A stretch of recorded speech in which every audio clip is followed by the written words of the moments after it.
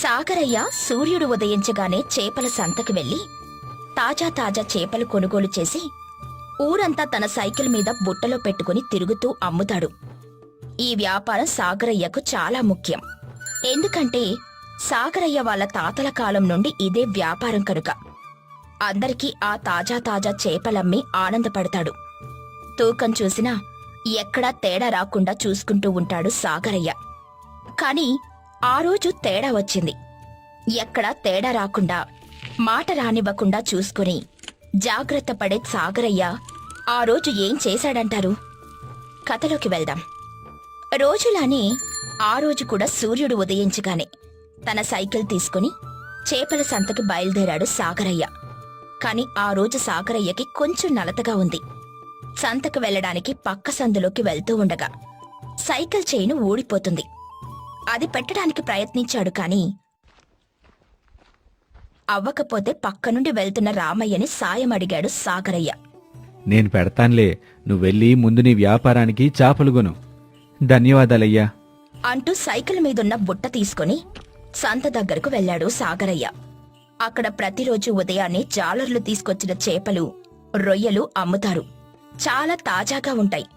కొనడం పూర్తవ్వకముందే రామయ్య చైను పెట్టి ఇచ్చేశాడు. అక్కడ సంతలో అన్నీ ముగించుకొని బయటికి రావడానికి ఒక అరగంట పట్టింది. సైకిల్ మీద బుట్ట పెట్టి ఇంకా ఊర్లోకి బయలుదేరాడు. చేపలోయ్ చేపలు, తాజా చేపలు. అలా అరుస్తూ ఎప్పుడు ఆగే ఒక ఇంటి ముందు ఆగి సుబ్బమ్మని పిలిచాడు. అమ్మా సుబ్బమ్మ, ఇప్పుడే తీసుకొస్తున్నాను చేపలు, తీసుకుంటారా? ఈ రోజు వద్దులే సాగరయ్య, రేపు కనబడు తీసుకుంటా, సరేనా? అట్టగేనమ్మా. ఎప్పుడు తీసుకునే సుబ్బమ్మ ఈరోజు చేపలు తీసుకోలేదేంటి అని తన మనసులో అనుకుంటూ చేపలమ్మా చేపలు, తాజా తాజా చేపలు అంటూ సందు సందు తిరుగుతూ ఉండగా రచ్చబండ జరిగే చెట్టు దగ్గర రాములు కనిపించాడు. రాములు ఒక పేద రైతు. తన కూతురికి ఈ మధ్యనే పెళ్లి చేశాడు. ఇప్పుడు అత్తగారింటికి వెళ్తున్న పిల్లకి ఏమిచ్చి పంపించాలని సతమతమైపోతూ ఉంటాడు. రాములు దగ్గరికి వెళ్లి అడిగాడు సాగరయ్య. ఏంట్రాములు దిగాలుగా కనబడుతున్నావు? ఏంటి సంగతి? ఏమీ లేదు సాగరయ్య, కూతురు ఈరోజు అత్తారింటికెళ్తుంది. ఇక్కడి నుంచి పంపించడానికి ఏమీ లేవు. లేదా కొందామా అంటే చేతిలో చిలిగవ్వలేదు. ఏం చెయ్యాలో తోచకిట్టా ఉన్నాను. అయ్యో అవునా? అంటూ చేతివేళ్లు తిప్పుతూ ఆలోచిస్తున్నాడు. ఇప్పుడే సంత నుండి చేపలు తెచ్చాను. ఎంతో తాజాగా ఉన్నాయి, నీకు తెలుసుగా. ఏమంటావేంటి? ఎందుకు తెలీదు, కానీ నా దగ్గర నీకివ్వటానికి డబ్బులు లేవు సాగరయ్యా. ఏమీ పర్లేదు రాములు, మనం తర్వాత చూసుకుందాం గాని, అయినా నువ్వు నాకెన్నిసార్లు సాయం చేయలేదు చెప్పు. ఇక రాములు ఆనందంతో సరే సాగరయ్య, ఓ పెద్ద చాపుంటే ఇవ్వు, రుచిగా ఉంటాయిగా, బాగుంటది. నాకు తెలుసులే, నా వ్యాపారం నాకే నేర్పుతున్నావా? ఇక రాములు నవ్వుతూ అదేలే, కానీ నీ సాయం ఎప్పటికీ మర్చిపోలేను సాగరయ్య. మా ఇంటి పరువు బాగుండా కాపాడుతున్నా, నీకు రుణపడి ఉంటాను. ఈలోగా సాగరయ్య రాములకి అరటాకులో ఒక చేప కట్టి ఇచ్చాడు. ఇదిగో, ఇలా దీన్ని ఇంటికి తీసుకెళ్ళు, ఏం చేయాలో అక్కయ్యకి తెలుసు. సరే సాగరయ్య, ఉంటాను మరి. సరే అంటూ అలా ఇంకో వీధికి వెళ్లాడు. ప్రతి వీధి తిరుగుతున్నాడు గాని ఎవరూ కొనేలా కనిపించట్లేదే అనుకుంటూ అలా మంచినీళ్లు తాగుదామని బోర్ కనబడితే ఆగాడు. దాహం తీరే వరకు తాగి అలా సైకిల్ దగ్గరకు వచ్చి నిల్చున్నాడు. సాగరయ్య సైకిల్ స్టాండ్ తీసి ముందుకు బయలుదేరాడు. అలా నడుపుతూ ముందుకు వెళ్తుంటే సాగరయ్య అంటూ పిలుపు వినిపించింది. ఎవరో గుర్తుపట్టి ఆగాడు. ఇదిగో సాగరయ్య, ఒకసారి ఇలారా. సాగరయ్య లక్ష్మమ్మ ఇంటి ముందు ఆగి ఇలా అన్నాడు. లక్ష్మమ్మ, ఆగాన్లే, నెమ్మదిగారా. ఈరోజు ఎలా ఉన్నాయి చేపలు? ఈరోజు చిన్న చేపలు తెచ్చాను, తీసుకుంటావేంటి? ఒకసారి చూపించు, ముళ్ళు ఎక్కువగా ఉంటాయా? అచ్చే, మధ్య ముళ్ళుంటుందంతే. ఆహా, వేసవికాలం సెలవులకు మనవళ్ళొచ్చారు, వాళ్ళు తింటారని. ఓహో, పిల్లలు ఎంచక్క తినొచ్చు. అయితే ఓ 5 చేపలివ్వు, ఒక ఆడా కదా. లక్ష్మమ్మ, గిన్నె తీసుకొస్తావా? లేదంటే ఆకులో కట్టమంటావా? అయ్యో, ఇదిగో తీసుకొస్తున్నా, ఒక్క నిమిషం అంటూ లోపలికెళ్ళింది. ఇక సాగరయ్య సరే అంటూ ఈలోపు చేపలు తీసి పక్కన పెడుతున్నాడు. ఈలోగా లక్ష్మమ్మ గిన్నె అలాగే ఒక అణ పట్టుకుని బయటకొచ్చింది. ఆమె చేతిలో ఉన్న మట్టి గిన్నె తీసుకుని సాగరయ్య పక్కన పెట్టిన చేపలు దాంట్లో పెట్టి ఇచ్చాడు. ఇదిగో లక్ష్మమ్మ, ఇంకో చిన్న చాపుంది, పిల్లలున్నారంటున్నావుగా, అలాగ పెట్టు. మంచిది సాగరయ్య, అలానే పెడతాను, ఇదిగో అంటూ ఒక అణ ఇచ్చింది. వెనక పిల్లలల్లర్లు విని, అరే పిల్లల్లారా, అప్పుడే లెగిసిపోయారా అని అరిచింది. అమ్మమ్మా, ఇల్లు సందడిగా ఉంటుందేమో ఇంక ఈ నెల మొత్తం మీకు. ఆ వీధిలో వినిపించే గోలంతా ఇక్కడ్నుండే అని నవ్వుతుంది. సరే అయితే, ఏమన్నా కావాలంటే చెప్పు, తీసుకొస్తాను అంటూ అక్కడ్నుండి ముందుకు వెళ్ళాడు. ఊరిలో జరిగే విషయాలన్నీ కాంతమ్మ అని ఒక ఆవిడ అందరికీ తెలిసేలా చేస్తుంది. ఆవిడ ఆ కాలపు రేడియోలాగా. ఆవిడ చెవున ఈరోజు సాగరయ్యకి చిన్న చేపలు దొరికాయన్న వార్త పడింది. అంతే, ఇంక సాగరయ్య ఏ వీధికి వెళ్ళినా ఇంకా పిలవక ముందే చిన్న చేపలు తెచ్చావంట కదా అంటూ ఆగమన్నారు. అలా ఆ రోజు సాగరయ్య నీరసానికి తగ్గట్టే ఊరి వాళ్లతో మాట్లాడుతూ అలా వ్యాపారం చేశాడు. ఇంక వెళ్ళిపోవచ్చు అని అనుకుంటున్న సమయానికి రంగయ్య ఆపాడు. ఒరేయ్ సాగరయ్యా, ఒకసారి ఇలా రారా. వస్తున్నానయ్యా అంటూ రంగయ్య దగ్గరికి వెళ్ళాడు. చెప్పండయ్యా, ఏం కావాలి? చిన్న చేపలు తెచ్చావంట కదా. అవునయ్యా, ఊరంతా ఎలా తెలిసిపోయిందో, అందరూ వాటి గురించి ఎదురు చూస్తున్నట్టు తెగ కొన్నారు. హహ, ఊరంతా తెలిసేలా చేసేది ఇంకెవరుంటారు, ఆ కాంతమ్మగాక. సాగరయ్య అవాక్కవుతూ, అవును గదూ, కాంతమ్మకి తెలిస్తే ఊరంతా తెలిసినట్టే. రంగయ్య మళ్ళీ నవ్వుతూ, మరి అవును, ఏం నీరసంగా ఉందా ఏంటి? మొహం అలా ఉంది. అవునయ్యా, పొద్దున్నుండి ఒకటే ఒళ్ళు నొప్పులు. ఈ రోజుకి విశ్రాంతి తీసుకోలేకపోయావా మరి? అయ్యా, ఒక్కరోజు అమ్మకానికి వెళ్ళకపోయినా నా ఇల్లు గడవదు కదయ్యా. సాయంకాలం వద్దాం అనుకున్నాను గాని ఇంకెట్టాగో లేశాను కదా అని వచ్చేస్తానయ్యా. అంతేలే, అది నిజమే. సరే గాని ఈరోజు ఇంట్లోకి చేపలు కావాలని మావిడ చెప్పింది. ఏమున్నాయి? చిన్న చేపలు అయిపోయినాయి అయ్యా, ఇక ఈ మధ్య రకం చేపలున్నాయి అంతే. ఓ 6 చేపలన్నా ఉన్నాయా పులుసుకి? ఉన్నాయ్యా. అలా బుట్టలో ఉన్న చేపల్లో ఒకటి చూపించి, ఇదిగో అయ్యా గేడసా. బావున్నాయి, ఓ 6 చేపలు ఇవ్వు. సరేనయ్యా అంటూ ఆకులో చేపలు పెట్టి దారం చుట్టి ఇచ్చాడు. ఇదిగోండయ్యా. ఇదిగో 6 అణాలు. మంచిదయ్యా, ఉంటాను అంటూ అక్కడ్నుండి ఇంటికి బయలుదేరాడు. ఇక సాగరయ్య ఇంటికి వెళ్ళాక సైకిల్ పక్కన పెట్టి బుట్ట అడుగునున్న బరకం తీస్తుంటే ఒక మధ్య రకం చేప కనిపించింది.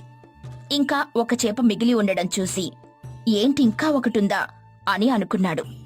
ఆ ఒక్క చేప పిల్లికి పెట్టి బుట్ట కూడా కడిగి లోపలికి వెళ్ళిపోయాడు.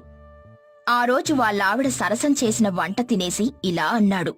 సరసం, ఈరోజు నలతగా ఉంది, కాసేపు పడుకుంటాను, సాయంకాలం లేపు. అలా చెరువుగడ్డ దగ్గరికి వెళ్ళొస్తాను. సరేనండి, పడుకోండి అంటూ తాను కూడా బయటకు రాకుండా ఇంట్లోనే అలా పనులు చేసుకుంటూ ఉండిపోయింది. రంగయ్య చేపలు పట్టుకుని ఇంటికెళ్ళాడు. ఏమేవ్, చేపలు అడిగావుగా, 6 గిడసలు తెచ్చాను, ఇదిగో. 6 అన్నారు? 6. ఏమైంది?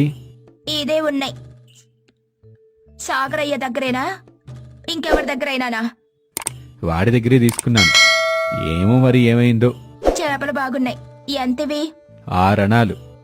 అదేంటి 6 అణాలు తీసుకుని 5 చేపలిచ్చాడు? చూసుకోలేదేమోనే, అయినా మనిద్దరమేగా, ఈ 5 సరిపోతాయిలే. ఓ సరేలేండి, మంచినీళ్ళు ఇవ్వమంటారా అంటూ లోపలికెళ్ళింది. ఈ విషయం కాంతమ్మ చెవిన ఎలా పడిందో తెలీదు గాని సాగరయ్య నిద్ర నుండి మేల్కొని సాయంకాలం పొలం దగ్గరికి రాగానే ఊరు మొత్తం అదే మాట్లాడుకుంటున్నారు. ఇన్నావా వెంకయ్య, సాగరయ్య మోసం చేశాడంట. అవునంట, నేను విన్నాను. అయినా సాగరయ్య అలా చేయడే, ఏదో అయ్యుంటుంది. ఏమో మరి, కాంతమ్మ చెప్పింది, ఎంతవరకు నిజమో. ఊరంతా ఇలా ఒక్కొక్కరుగా ఒక్కొక్కలా మాట్లాడుకుంటున్నారు. పొలం గట్టు దగ్గరున్న రామయ్య ఈ విషయం తెలిసి సాగరయ్య రాగానే అడిగాడు. సాగరయ్య, ఇలారా. ఏమైందయ్యా? రామయ్య గారి మొహంలో కోపం చూసి ఇలా అంటూ వెళ్ళాడు. ఇప్పుడు నువ్వు వస్తుండగా ఊళ్ళో ఎవరైనా ఏమన్నా అన్నారా? లేదయ్యా, ఏమైంది? ఈరోజు రంగయ్య చేపలు కొనుక్కున్నాడా? అవునయ్యా, కొనుక్కున్నారు. ఏమైందో తెలియక భయంతో ఏదేదో ఆలోచిస్తున్నాడు సాగరయ్య. చేపలేమైనా పాడైపోయాయేమో, ఏదేమైనా అయిందేమో అని భయపడుతున్నాడు. 6 చేపలు కొనుక్కున్నారయ్యా. ఇక రామయ్య సాగరయ్యకు తెలియదు, అయితే తెలియకుండా ఒరిగిపోయింది అని మనసులో అనుకుని బయటకు నవ్వుతూ, అవునా, అయితే నువ్వు తెలియకుండా 5 చేపలే ఇచ్చావు. అది ఊరంతా తెలిసి నువ్వు మోసం చేసావు అనుకుంటున్నారు. అయ్యో లేదయ్యా, అయినా నేనెందుకట్ట చేస్తానయ్యా? తరతరాల నుండి మా కుటుంబ వృత్తయ్యా ఇది. నేను మోసం ఎరగనయ్యా. నీకు తెలియకుండా జరిగిపోయిందని నాకు అర్థమైందిలే సాగరయ్యా. నేనోసారి రంగయ్య గారి దగ్గరికెళ్ళి ఏం జరిగిందో చెప్తానయ్యా. ఉంటాను. అక్కడ్నుండి రంగయ్య గారి ఇంటికి బయలుదేరాడు. తన సైకిల్ మీద రంగయ్య గారి ఇంటికి వెళ్తుంటే వీధి పొడుగునా అందరూ అదోలా చూస్తూ ఉన్నారు. సాగరయ్యకి ఏం చేయాలో అర్థం కాలేదు. మొత్తానికి రంగయ్య గారి ఇంటికి వెళ్ళాడు. అయ్యా, ఇంట్లోనే ఉన్నారా? రంగయ్య ఎవరా అని చూస్తూ బయటకొచ్చాడు. ఆ సాగరయ్యా, నువ్వా? ఏంటి ఇలా వచ్చావు? తప్పైపోయిందయ్యా. ఈరోజు పొద్దున్న చూసుకోకుండా తప్పు జరిగిపోయింది. ఏమైంది? 5 చేపలే ఇచ్చి మీ దగ్గర 6 అణాలు తీసుకున్నాను కదయ్యా. అదా, ఏం పర్వాలేదులే. చూసుకోలేదేమో అనుకున్నానులే నేను కూడా. దానికి నువ్వు ఇప్పుడు ఇక్కడికి రావాలా? మీ డబ్బులు ఇచ్చేద్దామని వచ్చానయ్యా. తెలియకుండా జరిగిపోయింది. ఇంటికెళ్ళాక బుట్టలో చూస్తే ఇంకో చేప ఉందయ్యా. అప్పుడు కూడా నాకు అర్థం కాల. సర్లే అని దాన్ని పిల్లికి పెట్టేశాను. అంతేగాని ఆలోచించలేకపోయానయ్యా. నన్ను క్షమించయ్యా. ఇదంతా వింటున్న సీతమ్మ నవ్వుతూ బయటకొచ్చి ఇలా అంది. నీ గురించి మాకు తెలీదా సాగరయ్యా? ఏం పర్వాలేదులే. లేదమ్మా, ఈ డబ్బులు తీసుకోండి అంటూ ఒక్క అణా జేబులో నుండి తీసి ఇచ్చేస్తాడు. రంగయ్య అవి తీసుకుని, సర్లే, దీనికి ఇంత కంగారు పన్నక్కర్లేదులే సాగరయ్యా. అయిపోయిందిగా, వదిలే. ఇంకా ఇంతకీ నీరసంగా ఉందన్నావు, తగ్గిందా? ఇప్పుడు బానే ఉందయ్యా. సర్లే, ఇంకెళ్ళు. జాగ్రత్త. ఇక నవ్వుకుంటూ సాగరయ్య వెళ్లిపోవడం చూస్తూ దీనికే ఇంత కంగారు పడిపోయాడు. సాగరయ్య ప్రొద్దుటి నుండి ఏదో జరుగుతుంది అని అనుకుంటున్న అనుమానం ఇదే. కొంచెం కూడా తేడా రాకుండా చూసి అమ్మే సాగరయ్య ఏదో ఆలోచిస్తూ నీరసంతో ఇంకా అమ్మలేక ఇంటికెళ్ళిపోదాం అనుకుంటున్న సమయంలో వచ్చిన చివరి బేరం అలా అయిపోయింది. తప్పు సరిదిద్దుకున్న సాగరయ్య ఏ చింత లేకుండా ఇంటికెళ్ళిపోయాడు. ఈ విషయం అలా అయిందో లేదో ఊరంతా తెలిసిపోయింది. కాంతమ్మంటే ఆసామాషి కాదు మరి. సాగరయ్య అలా చెయ్యడని నమ్మిన వాళ్ళు, చెప్పాను కదరా అలా చెయ్యడని అని అన్నారు. సాగరయ్య అలా చేశాడా అని అన్నవాళ్లు, మనమే ఏదో అనేసుకున్నాంరా అని గ్రహించారు. ఈ కథలోని నీతేంటంటే, తప్పు చెయ్యకపోవడం గొప్ప కాదు, తప్పు చేశామని తెలిసి దాన్ని సరిదిద్దుకోవడం గొప్ప. అలానే మంచి ఎప్పుడు గెలుస్తుంది అని నమ్మడానికి ఈ కథ ఒక ఉదాహరణ. అనగనక వీరరాయపురం అనే ఓ అందమైన పల్లెటూరుండేది. ఆ ఊరిలో వీరయ్య, సూరమ్మ అనే దంపతులుండేవారు. వాళ్ల పిల్లలు ఉద్యోగాల నిమిత్తమై పట్నం చేరుకున్నారు. ఈ వృద్ధ దంపతులు మాత్రం తమ సొంత ఊరిని విడవలేక ఇక్కడే ఉన్నారు. ఏంట్రా వీరయ్యా, ఇంకా ఎంతకాలం ఇదే ఊళ్ళో ఉంటావు? నా మాటిని చక్కగా నీ కొడుకు దగ్గరికి వెళ్ళిపో. నీకేంట్రా, నీ కొడుకు నువ్వు చెప్పిన మాట విని ఊళ్ళోనే వ్యవసాయం చేసుకుంటూ హాయిగా ఉన్నాడు. నీ కోడలి పిల్ల కూడా చాలా మంచిది కాబట్టి నిన్ను మా చెల్లెమ్మని చాలా బాగా చూసుకుంటుంది. నీలాంటి అదృష్టం మాకు లేదు కదా. అవునన్నయ్య, ఊర్లో వ్యవసాయాన్ని వదిలేసి ఎంత చెప్పినా వాడు వినకుండా పట్నం చేరుకున్నాడు. ఇక అమ్మాయిని కూడా పెళ్లి చేసి పట్నమే పంపించేశావు. వారి పనుల్లో వాడు పడి ఇటు రాలేరు. మేము అక్కడికి వెళ్లి హాయిగా ఉండలేము. ఎంతైనా పుట్టినప్పటి నుండి ఇదే ఊరు అలవాటైపోయింది. ఏముంది ఊళ్ళో, నా కొడుకే గనక పట్నంలో ఉండుంటేనా నేను హాయిగా పట్నం చేరుకునేవాణ్ణి, అన్ని ప్రదేశాలు చుట్టొచ్చేవాణ్ణి. కాని మీరు అనవసరంగా ఈ ఊళ్ళోనే ఉంటున్నారు. ఏంటో. సర్లే, నాకు పనుంది, నేను వెళ్ళొస్తాను చెల్లెమ్మా.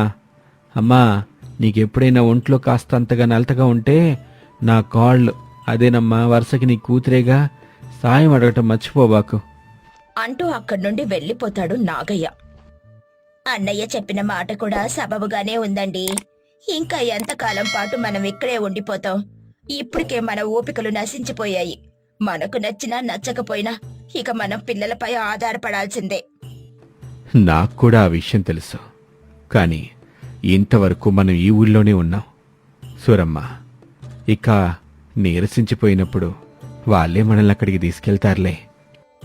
ఇలా వాళ్ళు అనుకుంటూ ఉంటారు. వాళ్ళ కొడుకు సురేష్ అతని భార్య అనితతో కలిసి వీరరాయపురం చేరుకుంటారు. ఏం చక్క పట్నంలో హాయిగా ఉండేవాళ్ళం, ఎందుకండి ఇప్పుడు ఈ బురదలో నన్ను నడిపిస్తున్నారు? అనిత, నువ్వు పట్నం పిల్లవి, నీకు తెలీదు. మా ఊరు చాలా అందంగా ఉంటుంది. ముఖ్యంగా వర్షాకాలంలో ఈ పల్లెటూరు తన అందాల్ని సంతరించుకుంటుంది. జీవితంలో ఒక్కసారైనా ఈ ప్రకృతి అందాన్ని నీకు చూపిద్దాం అనుకున్నాను. అందుకే ఇలా సెలవులు పట్టి మరీ తీసుకొచ్చాను. మీ అమ్మ నాన్నలను మీకు చూడాలని అనిపించి ఉంటుంది, అందుకే నన్నిలా బురదలో నడిపిస్తున్నారు. అది నిజమే, కానీ నిజంగానే మా ఊరు వర్షాకాలంలో చాలా అందంగా ఉంటుంది. నువ్వే చూస్తావుగా, పదే పదే బురదా బురదా అన్న ఆ నోటితోనే ఈ ఊరు చాలా అందంగా ఉందని అంటావు. చూస్తూ ఉండు. ముందు నేను పడిపోకుండా ఇంటికి చేరుకుంటే అదే 10,000 అనుకుంటూ మెల్లగా వాళ్ళ ఇంటికి చేరుకుంటారు. తీరా కొడుకు కోడల్ని చూసిన వీరయ్య సూరమ్మ దంపతులు చాలా ఆనందిస్తారు.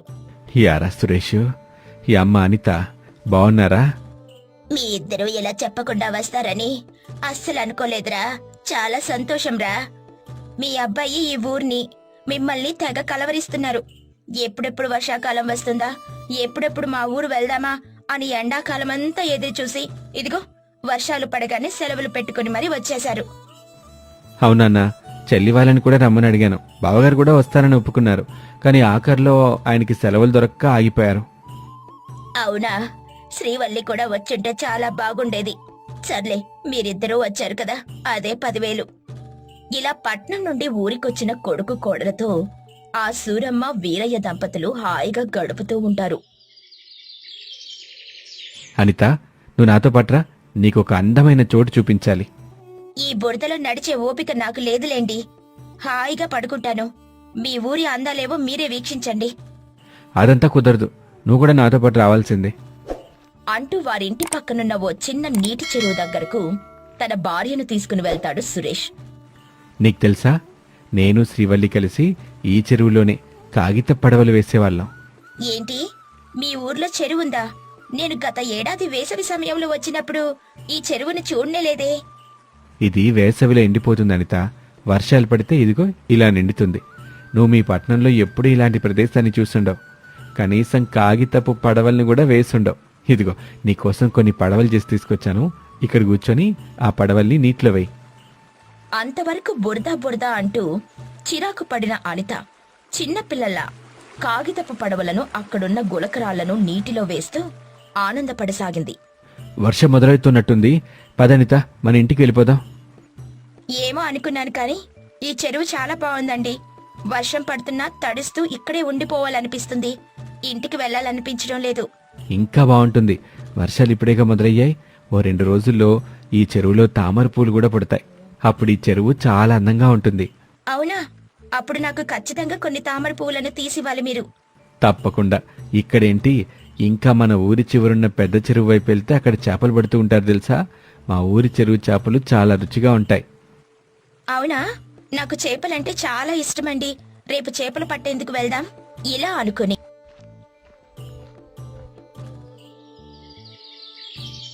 ఆ మరునాడు పెద్ద చెరువుకు చేపలు పట్టేందుకు వెళ్తారు సురేష్ అనిత దంపతులు. ఇదిగో గాలం ఇలా విసిరి చేపలు పట్టాలి. అమ్మో, నిజంగానే చేపలున్నాయండి. ఇదిగో నా గాలానికి చేపలు పడ్డాయి. అక్కడ కప్పలున్నాయి చూడండి. మన వరకు అవి రావు కదా? వస్తే ఆ చేపలు పట్టే కర్రని అటు ఇటు తిప్పితే అవి వెళ్ళిపోతాయిలే. ఏమండి, అటు చూసారా? అక్కడ ఎన్ని రకాల మొక్కలున్నాయో. వాటిలో ఒక్క మొక్కను తీసుకుందామండి. నీకు కావాల్సినని తీసుకో. వర్షాకాలం అలాంటి పూల మొక్కలు మా ఊర్లో ఎక్కడికక్కడే పుడుతూ ఉంటాయి. వాటిని కలుపు తీసి పడేసినట్టుగా ఇక్కడ వాళ్ళు తీసేసి పడేస్తూ ఉంటారు. దారి శుభ్రం చేయాలి కదా. ఏంటి? అవునా? మన ఊర్లో వాటిని నేను 30 రూపాయలు ఇచ్చి మరీ కొన్నాను. ఈ మొక్కలన్నీ మన ఊరు తీసుకుపోదామండి. తప్పకుండా. సరే, పద ఇంటికి వెళ్దాం.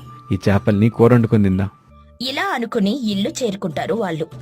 అత్తమా, పట్నంలో అయితే విద్యుత్ ఉంటుంది కనుక రకరకాల యంత్రాలతో మసాలాలు నూరడం ఇట్టే అయిపోతుంది. ఇక్కడ ముందే విద్యుత్ ఉండదు. పైగా వర్షాకాలం కదా, అసలే ఉండదు. మీరు మసాలాలు ఎలా నూరుతారు? మసాలాలు నూరడానికి విద్యుత్తో పనేంటమ్మా? ఇగో ఆ సన్ని గొడ్డ ఉన్నాయిగా, వాటితో ఎలాంటి మసాలానైనా ఇట్టే నూరేయొచ్చు. నువ్వు చూస్తూ ఉండు, వంటంతా నేను చక్కచక్క చేసేస్తా అంటూ వర్షం పడుతున్నా సరే కొన్ని డేరాలు కట్టి పొయ్యి ముట్టించి చేపల కూరను అద్భుతంగా వండుతుంది సూరమ్మ. అమ్మా, నువ్వు కూర అదరగొట్టేశావమ్మా. నిజంగా చాలా బాగా వండారత్తమ్మా. ఇది మీ అత్తయ్య చేతి వంట గొప్పతనం కాదు, పెద్ద చెరువు చేపలన్నీ రుచిగానే ఉంటాయి. ఆహా, అవునా? అయితే ఇకపై చేపల కూరను మీరే వండండి, నేను హాయిగా విశ్రాంతి తీసుకుంటాను. వామ్మో, పెద్ద సమస్య వచ్చిపడ్డట్టుందే. లేదులే అమ్మా, మీ అత్తయ్య చేతి వంట అమోఘంగానే ఉంటుంది. అలా వీరయ్య తన మాటను మార్చేసరికి వాళ్ళంతా నవ్వుకుంటూ ఉంటారు. ఆ మరునాటి ఉదయం వర్షం పెద్దగా మొదలవుతుంది. ఇంటి మధ్యలో ఈ ఖాళీ స్థలం ఉంచకుండా ఉండాల్సింది. చూడండి అత్తమ్మా, ఇప్పుడు వర్షం నీటికి ఎంత తడిసిపోతుందో. నీకు అసలు సంగతి తెలియదు కదూ, ఇప్పుడే ఉంటుంది అసలైన సరదా. ఇలా కొండపోతగా వర్షం పడ్డప్పుడు నేను శ్రీవల్లి ఈ వర్షంలో హాయిగా ఆడుకునేవాళ్ళం. రారా, నువ్వెప్పుడో చిన్నప్పుడు నాట్యం చేస్తుంటావు, ఈ వర్షంలో ఆడుకుంటే చాలా బాగుంటుంది. అలా సురేష్ అనిత దంపతులు వర్షంలో తడుస్తూ గెంతుతూ ఆడుకుంటారు. చాలా సరదాగా ఉందండి, నేను పుట్టి ఇంత సంతోషంగా ఎప్పుడూ లేను. మరేమనుకుంటున్నావు, ఇలాంటివే సరదాలు మనకి అసలు పట్టణంలో ఎక్కడైనా కనిపిస్తాయా? నిజమేనండి అంటూ హచ్ హచ్ అని వాళ్ళు తుమ్మడం మొదలు పెడతారు. వర్షంలో గంటల గంటలు తడిసారుగా, ఇక జలుబు చేయడం, దగ్గులు రావడం, జ్వరాలు మొదలవడం జరుగుతూ ఉంటాయి. పోనీలే, నీ చేత్తో కాస్తంత కషాయం చేసివ్వు. అమ్మో, కషాయమా? నాకస్సలొద్దు. కషాయం అంటే అందరూ చేసేదిలా ఉండదు, మా అమ్మ కాస్త బెల్లం వేసి చేస్తుంది, చాలా బాగుంటుంది. నువ్వు ముందు రుచి చూడు. అలా అనేసరికి అనిత సూరమ్మ చేసిన కషాయాన్ని తాగుతుంది. నిజంగా చాలా బాగా చేశారత్తమ్మా. నేను కషాయం అంటే చేదుగా ఉంటుందని అనుకున్నాను, కానీ తీయగా చాలా బాగా చేశారు.